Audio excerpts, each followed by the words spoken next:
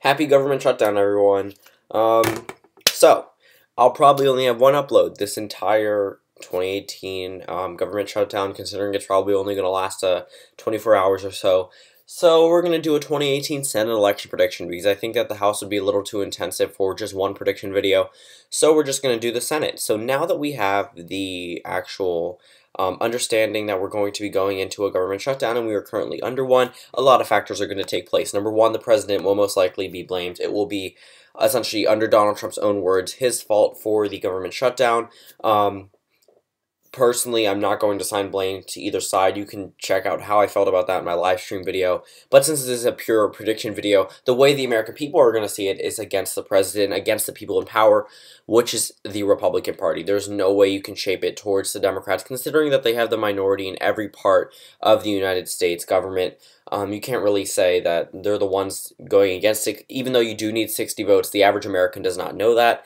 And the average American will go on to blame the GOP the same way they did under Barack Obama's government shutdown. So we're going to fill out this map, taking this all into account. So pretty much every single Democratic incumbent is going to be safe right now. I'm going to leave them all safe with the exception of a couple. Indiana and Missouri are the only ones I'm not going to touch at the moment. But down in Florida, it's going to be extremely hard for Rick Scott to even consider taking out Bill Nelson here, especially with a very unpopular incumbent president. It's not going to be easy, and I understand it was a Trump state, but that doesn't mean anything. A lot of the states that went for Barack Obama flipped their House districts in 2010. So a number of these seats are going to be safe for the Democratic Party. The safe Republican Party seats, these few states. Going over to Utah, you know, if Orrin Hatch runs, he's probably not going to run. I mean, Mitt Romney hasn't officially announced he's running, but I highly doubt that Orrin Hatch is going to run. But if Orrin Hatch does end up being the nominee, I think that could be a spot for a Democratic pickup. Right, so we have 47 Democrats, 47 Republicans. Yeah, sorry, my teacher just texted me. I don't know why, but yeah. So we have 6 seats that we have that I need to fill in. I need to consider multiple factors when talking about this. But the reason why I left a number of these states safe is because of the fact that we have Montana, North Dakota, Ohio, West Virginia, Florida, Wisconsin, Michigan, and Pennsylvania, all states that Donald Trump carried. Honestly, these would be pretty much safe. I mean, the incumbents are mildly popular with the exception of states like Ohio, Montana, North Dakota. But with an incoming Democratic wave, it's going to be extremely hard for the GOP to make gains here. Going up to North Dakota, I mean, Heikam has a 50% approval rating. It actually might be higher, according to the Morning Consult, but I'm going to take a 50%. That's what the average is. That's considerable for a Democrat in a state like North Dakota that gave Donald Trump their electoral votes by well over 20%.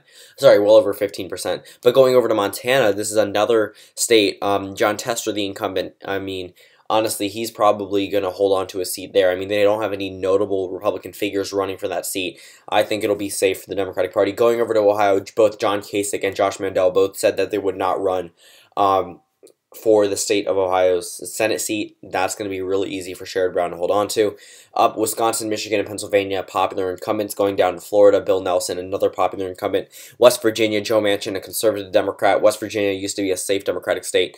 Don't expect much for the GOP here. I mean, I understand that they may be very partisan coming to presidential elections, but they aren't partisan coming around to governor elections, Senate elections. But yeah, so 47 Democrats right now to 47 Republicans. So we have Nevada, Arizona. These are 2 states that I both think that the Democrat will win. Jeff Flake not running in Arizona, with Dean Heller being one of the most unpopular incumbents in the United States, already pissing off the Trump base. That's not going to be good for either of them. Going over to Arizona, if Joe Arpaio doesn't win the Republican nomination, and the fact that he even is running will paint a negative image in the eyes of people for the GOP. Going over to Indiana and Missouri, 2 states that I think will stay with the Democratic Party. I understand Indiana and Missouri may be one of the most vulnerable Democrats up in 2018. However, considering all these factors, it doesn't really matter. I mean, they may be vulnerable. However, there is the fact that these are incumbents. This is a Democratic wave. There's already split party voting in Missouri. Going over to Indiana, the top contender is Luke Messer, who already had a failed campaign before. And really, a lot of these candidates don't have a lot of scandals coming out of them, and you can't really see I understand Missouri, the Republican is polling ahead by 3, but that's 3 points. Doug Jones wiped out polling. Ralph Northam wiped out polling. They all underestimated the Democratic Party. I think that people are very they don't understand the intensity of a Trump presidency. His approval rating is not high in Missouri. I honestly do not see a pathway for the Republicans to take this, even with Austin Peterson at the top of the ticket, who I think could do better than Josh Hawley. But if Austin Peterson's not the nominee, a lot of Libertarians and Republicans are not going to want to come out and vote just out of spite. Same thing if Austin Peterson wins the nomination, they'll think he's too childish. They just either won't vote or just won't vote in the Senate. But going over to Tennessee, Phil Bredesen, I think, he's undoubtedly going to be the Democratic nominee, but I think he could beat Marsha Blackburn. She pulled ahead of him by 9%, but 2 other polls show him ahead. Honestly, he was a very popular incumbent, left office with a 74% approval rating, won every single Tennessee county in 2006, and won the governorship for re-election by such a drastic margin. There's not a lot to argue about. But going down to Texas, I don't know how to say this guy's name, but the Democrat, is it like Beto O'Rourke? I'm sorry, but I cannot say that name for the life of me. But either way, honestly, with his government shutdown, Ted Cruz was blamed the first time. He survived.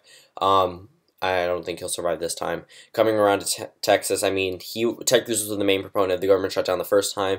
But we're going to see a lot of Republicans lose and drop in approval rating polls. A lot of the Trump presidency is going to drop in approval rating. Overall, on a national level, Republicans are going to be really viewed negatively because of this government shutdown, and it's not going to be good for them. So final Senate map, 53 Democrats, 1 more than I gave them last time. It'll probably come back to around 52, 51, possibly even 50, depending on how Trump's approval rating goes, to 47 Republicans.